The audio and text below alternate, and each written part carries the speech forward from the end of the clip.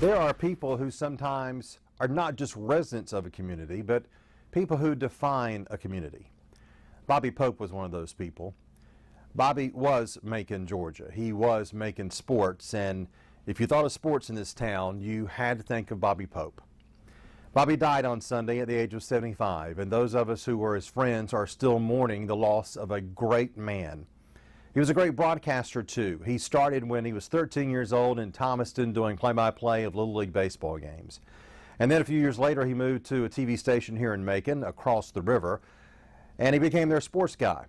And he was good. He was very good. He also started doing play-by-play for Mercer basketball games, and also later would do play-by-play for Macon Braves baseball games. He moved on from full-time sportscasting to become the sports information director at Mercer and then the athletic director. And Bobby Pope really became Mercer Athletics. That was the thing about Bobby. He was not just part of an organization, but his passion for them would really help define what they were all about. Yes, he was part of the Macon Touchdown Club, but Macon Touchdown Club is really Bobby Pope. When they needed a speaker or one bowed out at the last moment, Bobby Pope would step in and get on that Rolodex. That's the thing we used to have before phones, and call one of his friends, and they would be in Macon by 7 o'clock and speak to the club. He was a big part of the Macon Sports Hall of Fame, the Georgia Sports Hall of Fame, along with being members of those two institutions, and he really helped define what they were all about. You could almost judge a Hall of Famer compared to what Bobby Pope had done more than anything else.